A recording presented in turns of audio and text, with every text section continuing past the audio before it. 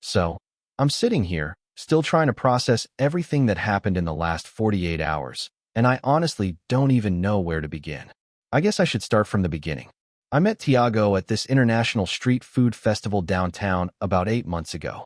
I was there with my roommate, Bridget, trying all these different foods, and he was working at this stand selling these amazing pastries from his home country. I won't say which country to keep this somewhat anonymous, but it's in South America. He had this really charming accent, and TBH, I thought he was super cute right away. We started talking while I was waiting for my order, and he ended up giving me an extra pastry on the house with his number written on the napkin, literally like something out of a movie. I couldn't even. We texted for a few days and then started dating. At first, everything was amazing. He was so attentive and sweet, always complimenting me and wanting to spend time together. He'd tell me about his culture and how things were different where he came from. He spoke English really well, but with an accent that I found really attractive. After about a month of dating, he started staying over at my place more and more. I live in a small one-bedroom apartment that I'm pretty proud of because I've been supporting myself completely since I was 20.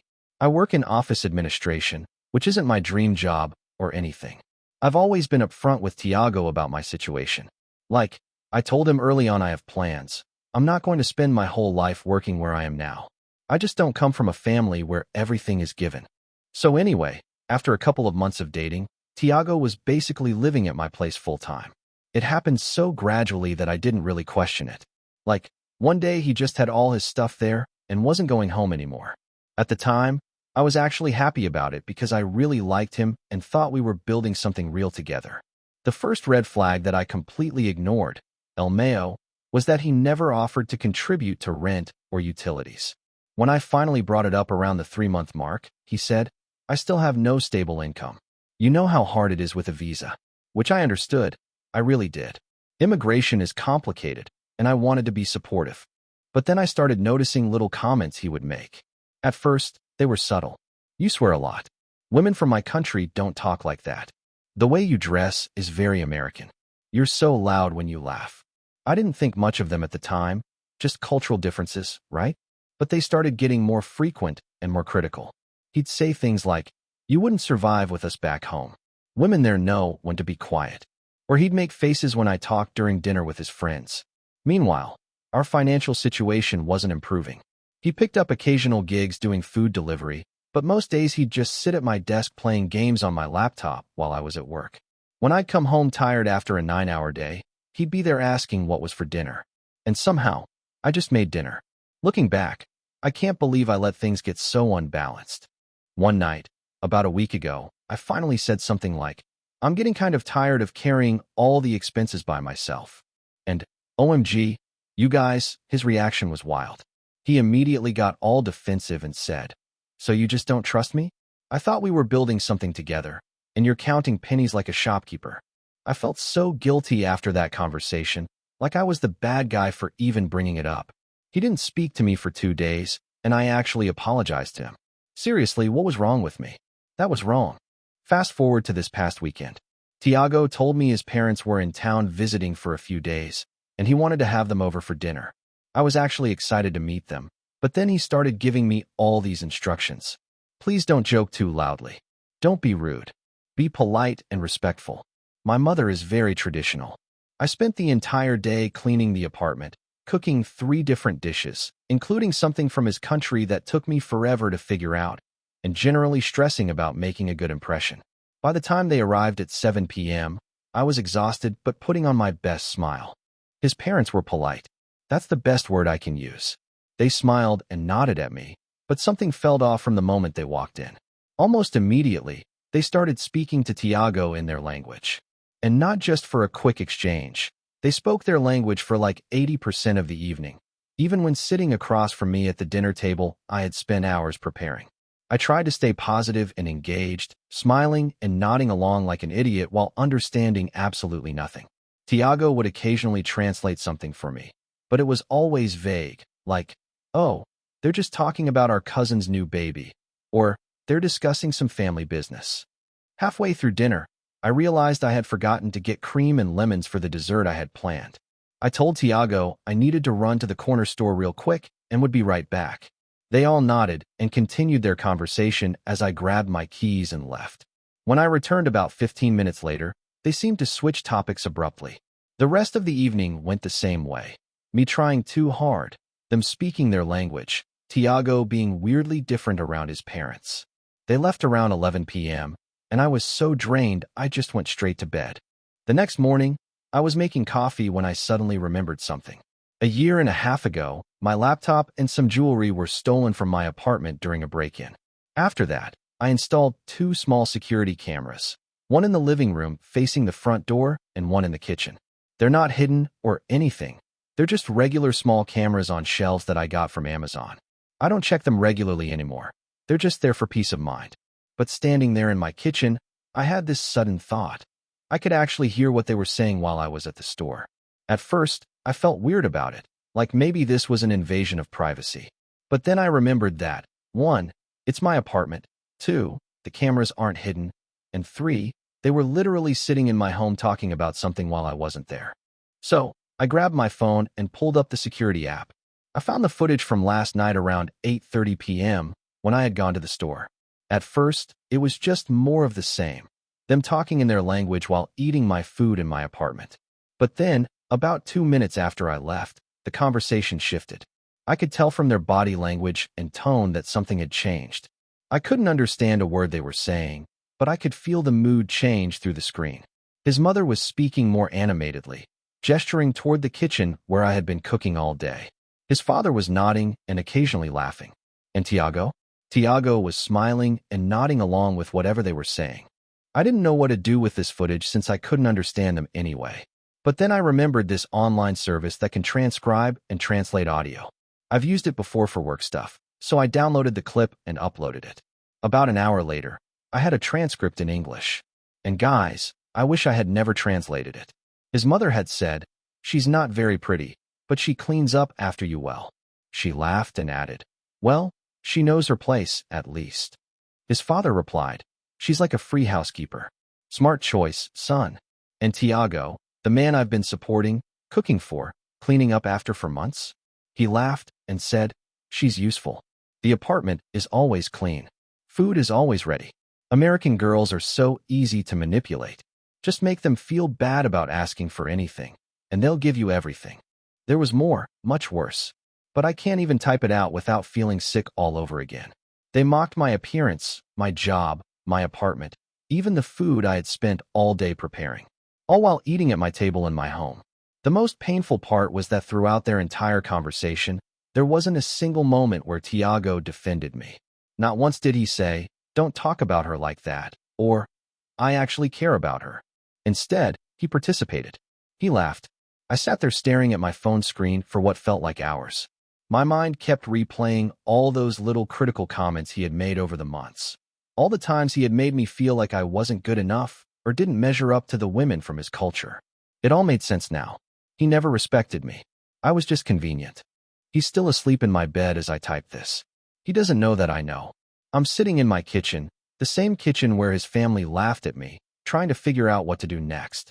I know I need to end this. I know I need to get him out of my apartment, but part of me wants to confront him with what I heard. I want to see his face when he realizes I understood every awful word they said. Anyway, that's where I'm at right now. A woman who apparently spent 8 months being someone's free housekeeper while thinking she was in a relationship. I feel so stupid. Update. He just woke up and asked what I'm doing. I said, "I'm just checking emails." He kissed the top of my head and is now in the shower. I think I'm going to start packing his things while he's in there. I don't want him in my home another night. First update. First off, thank you to everyone who commented on my last post. I honestly didn't expect so many responses, and I read every single one while hiding in the bathroom yesterday morning. So, a lot has happened in the last 36 hours. I'm typing this from my friend Bridget's couch at like 2 a.m. because I couldn't sleep, and I needed to update you guys on everything. Where I left off yesterday, Tiago was in the shower, and I had just discovered what he and his parents said about me when I went to the store. I was sitting there feeling weirdly calm, like when you're so angry that you go completely quiet inside. That feeling persisted when I heard the shower turn off. I put my phone down and went straight to the bedroom. I pulled out 2 black garbage bags from under the sink and just started packing his stuff. Not neatly or anything, I was just shoving clothes, shoes, his stupid gaming headset, everything into these bags. There wasn't even that much because he came into my life with basically nothing. I found the little box where I kept photos of us together, ones from that food truck festival where we met, a beach day from last summer, stuff like that. I ripped them all in half and threw them in with his clothes. I was in the middle of emptying his drawer when he walked in with just a towel around his waist. He stopped dead when he saw the bags, the clothes everywhere, and the look on my face. At first, he seemed confused, asking what I was doing. Was something wrong? His voice had this nervous edge that I'd never heard before. When I didn't answer right away, he tried to touch my arm, and I just moved away so fast I knocked over the lamp on my nightstand. It didn't break, but the shade got dented. That's when I told him. I said I knew exactly what he and his parents said about me while I was at the store. I told him I had the footage from my security camera, that I had it translated, and that I knew he called me his personal housekeeper to his parents. You guys, the way his face changed. First, there was this split second of shock, then instant denial. He tried to say I must have misunderstood the translation, that I didn't understand the cultural context, that they were just joking. When he realized I wasn't buying it, he switched tactics completely. He got angry and started yelling about how I was spying on him, how I invaded his privacy by recording his private conversation with his parents. Like, in my own home, on cameras that were visibly mounted on the wall, that have been there since before I even met him. I was still weirdly calm, just continuing to pack his stuff while he ranted. That seemed to make him even angrier. He grabbed my wrist, hard, and pulled me away from the bags, saying I was crazy, that I was overreacting, that this was why women from his country were better. They didn't act hysterical over nothing. That's when I lost my calm. I yanked my arm back so hard that his nails scraped my skin. I shoved him away from me and told him to get out of my apartment. I said he had 20 minutes to get dressed, take his stuff, and leave, or I was calling the police. He called me crazy and said I'd be nothing without him. Then came the part that actually made me laugh. He said I was throwing away the best thing that ever happened to me. The best thing? A man who mocked me to his parents, who contributed nothing, who treated me like a servant. I told him that was rich coming from someone who'd been living off me for months. I reminded him that everything he'd been enjoying was actually mine. My apartment, my food, my Netflix, my everything. I told him he was a parasite, not a boyfriend. That hit a nerve. He got all red in the face, and for a second, I thought he might hit me. Instead, he grabbed the bags I'd packed, stormed into the bathroom to get dressed, and came out a few minutes later, fully clothed but still seething. As he was leaving, he kept trying to have the last word, saying I'd regret this, that I'd call him crying in a few days begging him to come back. He said no one else would put up with me. I just opened the door wider and pointed out. The last thing he did before leaving was knock over the little table by the door, sending my keys and mail flying across the floor. Then he stormed out, slamming the door so hard that my neighbor across the hall opened their door to check if everything was okay. After he left, I just sat on the floor of my living room for like an hour. My wrist had these red marks where he grabbed me, and they were starting to bruise. That was when it really hit me how bad things had gotten, how I'd let someone treat me that way for months. I cried for a while, not even sad tears really, more like relief mixed with anger. Then I kicked into practical mode. I texted my friend Bridget and gave her a quick rundown of what happened. She immediately offered to come over, but I needed some time alone first. I went around the apartment gathering anything Tiago might have left behind. Found his spare phone charger, a couple of books, and a jacket in the closet. I put them all in another bag by the door. Then I called a locksmith. It cost me $275 for an emergency Sunday service call, but by 6 p.m., I had new locks on my door. Worth every penny, TBH. Around 8 p.m., the text started. First, it was just one. You're making a big mistake. I didn't respond. Then, I left my charger and some other things. I need to come get them. Then, are you seriously ignoring me? After everything I've done for you, everything he's done for me, I almost threw my phone across the room. By 10 p.m., the tone had shifted. I'm sorry if you misunderstood what we were saying. It's a cultural thing. You wouldn't understand. Then, can we please just talk about this? You're overreacting. Shortly after, Bridget came over with wine and takeout. She sat with me while I showed her the video and the translation. She was livid. Like, I had to talk her down from going to find Tiago herself. She stayed until midnight, helping me delete photos of him from my phone and untagging myself from posts with him on Instagram. This morning, Monday, I woke up to 17 missed calls and about 30 texts from Tiago. They ranged from angry, "You'll regret this," to apologetic, "I'm sorry, please let's talk," to manipulative, "I have nowhere to go. You know my situation." I blocked his number. Then I remembered he could still contact me on Instagram and WhatsApp, so I blocked him there too. Then Facebook, then even LinkedIn, just to be safe. I called in sick to work because my wrist was sore and I honestly couldn't face people yet. My boss was understanding. She just said to take the day and feel better. Around noon, there was a knock at my door. I checked the peephole, and surprise, it was Tiago. I didn't answer. He kept knocking, then started calling my name through the door.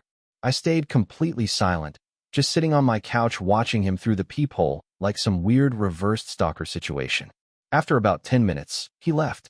I texted Bridget again, and she insisted I come stay with her for a few days just to be safe. That's where I am now.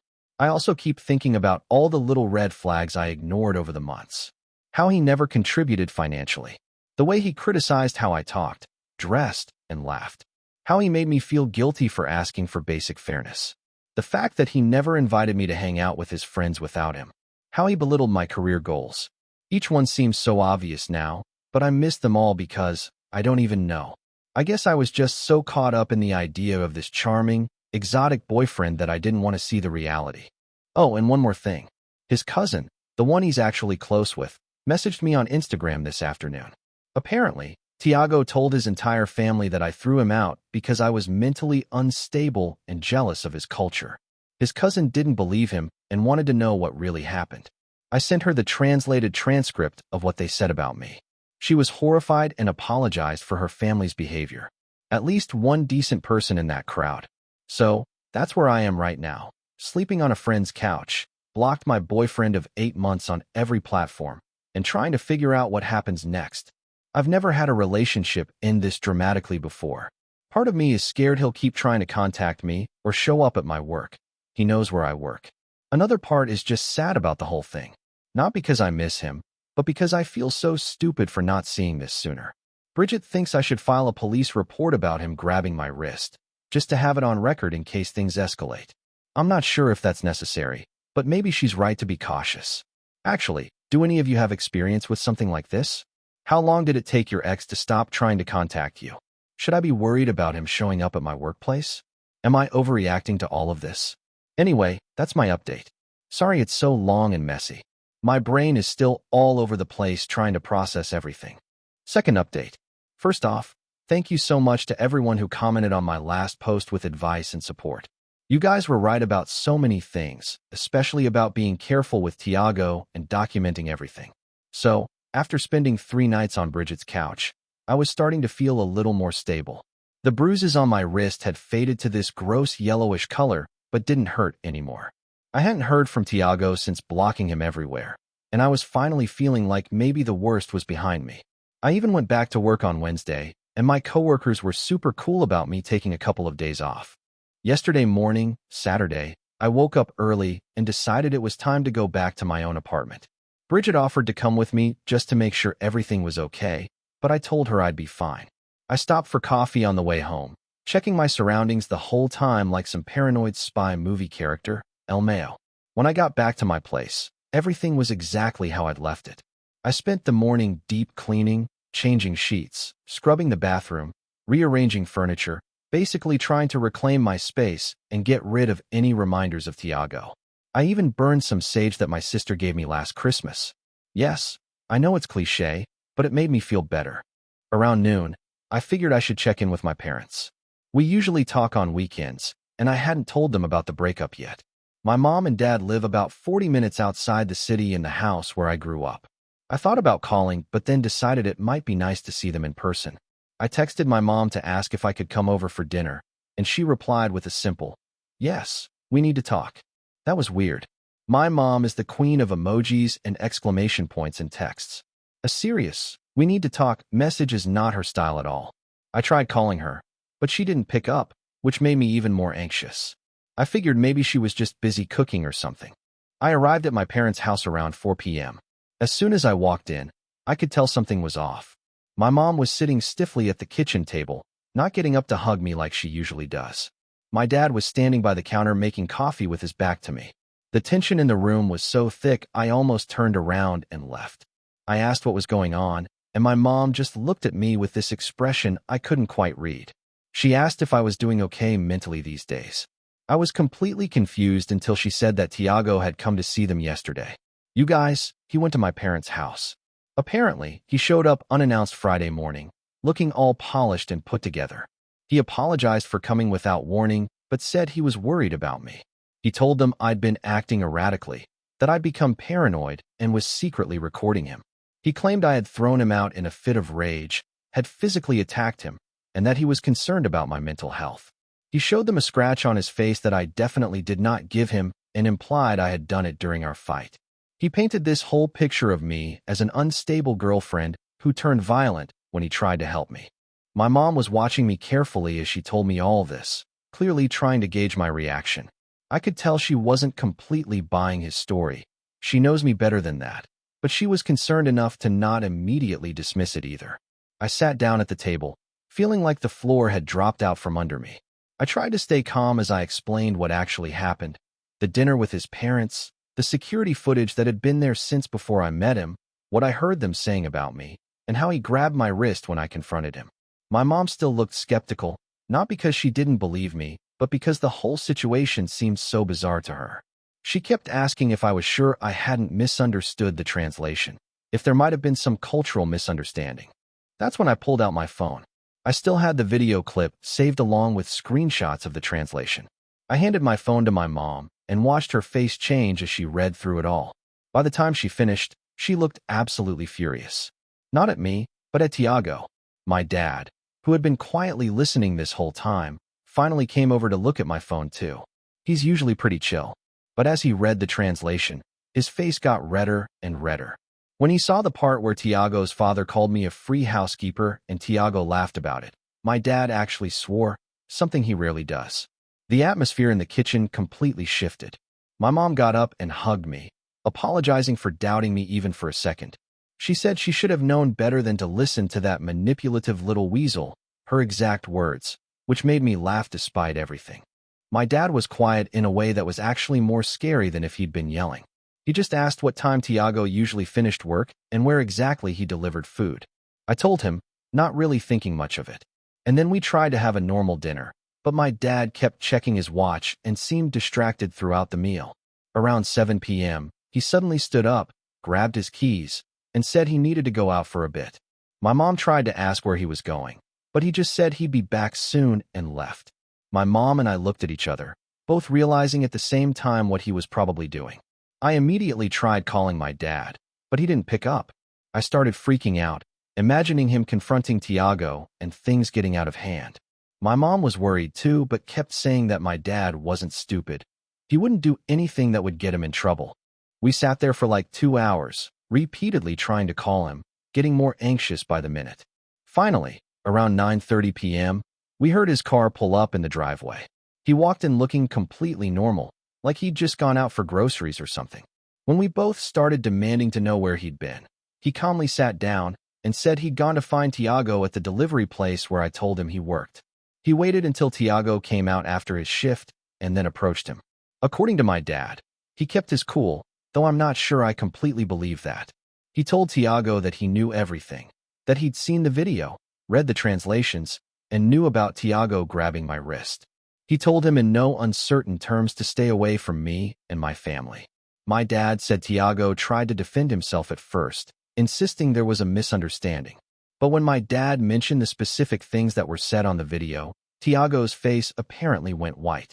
My dad told him that if he ever contacted me or came near our family again, there would be consequences. He didn't elaborate on what those consequences would be, and TBH, I'm not sure I want to know. My dad told him. You were sitting at our table, eating our food, and then you called my daughter a maid who was only good for cleaning up after you. If you ever speak about her that way again, or if you spread any more lies about her, you'll regret it. According to my dad, Tiago didn't say another word. He just stood there looking shocked as my dad walked away. Part of me wishes I could have seen his face in that moment. When my dad finished telling us what happened, I felt this weird mix of emotions. Relief that someone had stood up for me so fiercely, embarrassment that my parents had to get involved in my relationship drama at age 26, and lingering anxiety about how Tiago might react. I ended up staying the night at my parents' house, mostly because it was late and I was emotionally drained. This morning at breakfast, my mom suggested I might want to file for a restraining order, especially given Tiago's pattern of escalation. First showing up at my apartment, then going to my parents behind my back. I'm seriously considering it, but the process seems complicated, and I'm not sure if what's happened so far is enough for a judge to grant one. Has anyone gone through this process? What kind of evidence did you need? Oh, and I got a text from Tiago's cousin, the one who messaged me on Instagram before last night. Apparently, Tiago called his mother after my dad confronted him, and she's furious. Not at my dad or me, but at Tiago for embarrassing the family. His cousin also mentioned that Tiago has been crashing on different friends' couches since I kicked him out, and most of them are getting tired of him. He lost his food delivery gig because he kept showing up late, and he's quickly running out of options. I'm going back to my apartment today. Bridget offered to come stay with me for a few days if I'm nervous about being alone, but I think I'll be okay. I've let my building manager know about the situation, just in case Tiago tries to get into the building again. Also, random side note, but I've started therapy. Had my first session yesterday morning before going to my parents. My therapist seems great, and she's helping me understand how I ended up in this situation to begin with. Turns out I have some work to do on recognizing red flags earlier and setting better boundaries. I'll update again if anything significant happens, but hopefully, this is the beginning of the end of this whole nightmare. Last update. Hey Reddit fam. It's been almost 2 weeks since my last update, and I wasn't planning to post again because I hoped, the whole Tiago saga was finally over. Turns out I was wrong. And yesterday, things reached a whole new level of crazy that I still can't fully process. So, after my dad confronted Tiago, things were actually pretty quiet for about 10 days. I moved back to my apartment, started getting into a routine again, and was feeling more like myself. I even went on a little shopping spree and bought some new throw pillows and plants to reclaim my space. Small things, but they helped erase the feeling of him being there. My therapist suggested I keep a journal of my feelings about everything that happened, which sounded super cheesy at first, but it's actually been helping. Writing things down makes them feel less overwhelming somehow. I've had 2 more sessions with her, and we've been unpacking why I let so many red flags slide for so long. Turns out I have some stuff to work through about my self-worth. Who knew? LMAO. Anyway, work has been a welcome distraction. My coworkers don't know all the details, but they know I went through a bad breakup, and everyone's been really supportive. Yesterday started like any regular Tuesday. I woke up, did my skincare routine while listening to a podcast, grabbed coffee from the place down the street, and headed to the office. The morning was busy with back-to-back meetings, and I barely had time to check my phone until lunch. When I finally did check it around 1 p.m., I had 3 missed calls from an unknown number and a voicemail. I stepped into the break room to listen to it, and as soon as I heard the voice, my stomach dropped. It was Tiago, sounding not right. His words were slightly slurred, and he kept switching between English and his native language. From what I could understand, he was saying he needed to talk to me, that everything was falling apart, and that I owed him a conversation. I immediately deleted the voicemail and blocked the number, then texted Bridget to let her know he'd found a way to contact me again. She suggested I tell my office security just as a precaution, which seemed like overkill at the time, but I decided to stop by the front desk anyway.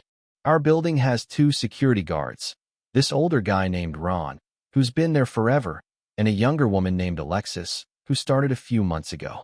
I caught them between shifts and briefly explained that my ex might try to contact me at work and that I didn't want to see him. They were super understanding and said they'd keep an eye out, which made me feel a bit better. I went back to my desk and tried to focus on work, but I kept checking the time and glancing toward the elevator. By 4 p.m., I had convinced myself I was being paranoid.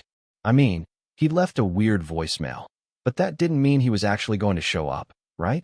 Around 4:30 p.m., I was in a small meeting with my team in one of the glass-walled conference rooms near the front of the office.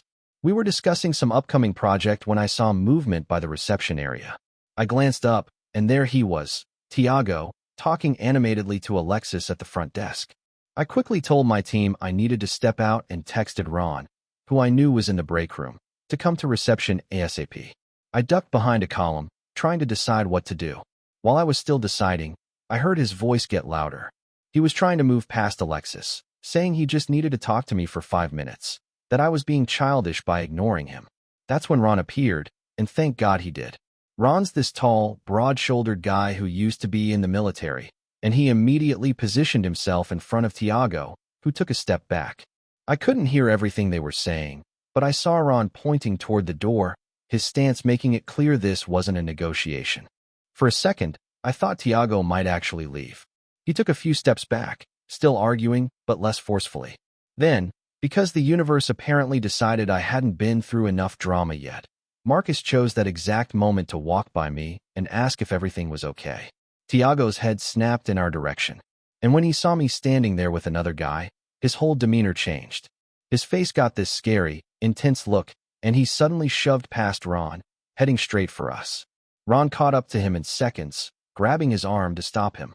But Tiago was like a completely different person from the charming guy I met at the food festival. He was yelling now, loud enough for the entire office to hear, about how I'd ruined his life, how I'd turned everyone against him, how I was already moving on with this guy, meaning Marcus, who looked completely bewildered. People were coming out of meeting rooms and standing up from their desks to see what was happening. I was frozen in place, mortified and scared all at once.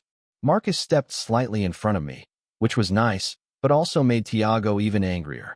Tiago was still trying to get to me with Ron blocking his way when he started saying the most horrible things. He called me a manipulative whore who'd tricked him, said I'd been secretly recording him to ruin his life, that I'd attacked him and thrown him out on the street.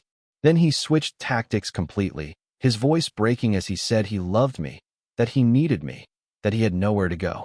He started crying, actual tears streaming down his face, begging me to just talk to him, to give him another chance. Alexis had called building security, and 2 more guards showed up just as Tiago made one final lunge toward me, breaking free from Ron momentarily. Marcus instinctively put his arm out to stop him, and Tiago actually took a swing at him, missing by inches. The security guards grabbed him immediately, one on each arm, and started physically removing him from the building while he continued yelling, alternating between insults and pleas. As they dragged him toward the elevator, he looked over his shoulder at me one last time and shouted that I'd regret this, that this wasn't over. Then my boss appeared beside me and quietly suggested I take the rest of the day off. She walked me to my desk, waited while I gathered my things, and then had Ron escort me to my car just to be safe. The whole time, I felt like I was moving through a fog, like this couldn't possibly be my actual life. I called Bridget from the parking garage, shaking so much I could barely hold my phone. She met me at my apartment 30 minutes later with takeout. I told her everything while we sat on my couch, and she stayed over again last night, sleeping in my bedroom while I took the couch because I was too wired to sleep anyway. This morning, I woke up to a text from my boss saying to take today off too, and that HR wanted to meet with me tomorrow to discuss implementing some additional security measures. Marcus also texted to check if I was okay, which was really decent of him considering he almost got punched by my crazy ex. I decided to call the police and file a report, something I probably should have done when Tiago first grabbed my wrist. The officer who took my statement was understanding. She said that while his behavior definitely warranted concern, they couldn't arrest him just for showing up at my workplace and making a scene, but she did help me start the process for a restraining order, which I'm following through with today. I also got another message from Tiago's cousin. Apparently, after the scene at my office, Tiago went on some kind of bender, posting a bunch of cryptic, angry stuff on his Instagram stories about betrayal and revenge. He blocked me, but mutual friends screenshotted everything. His cousin is genuinely worried about his mental state and apologized again for what her family did. His cousin said his parents have finally intervened. They booked him a one-way ticket back to their country that leaves tomorrow. They've apparently told him he has no choice. They're cutting him off completely if he doesn't come home. His cousin thinks he'll actually go because he's running out of friends to crash with and has no money left. I've triple-checked that my doors and windows are locked, and Bridget is staying another night just to be safe. So, that's where things stand right now. I'm still processing everything, still a little on edge, but also feeling more certain than ever that I made the right choice in ending things. If his cousin confirms he actually gets on that plane tomorrow, I'll finally be able to breathe easier. Thank you to everyone who's followed this whole saga and offered advice and support along the way. Your comments helped me stay strong when I was doubting myself. I'll post one final update if anything significant happens with the restraining order or if I get confirmation that he's left the country.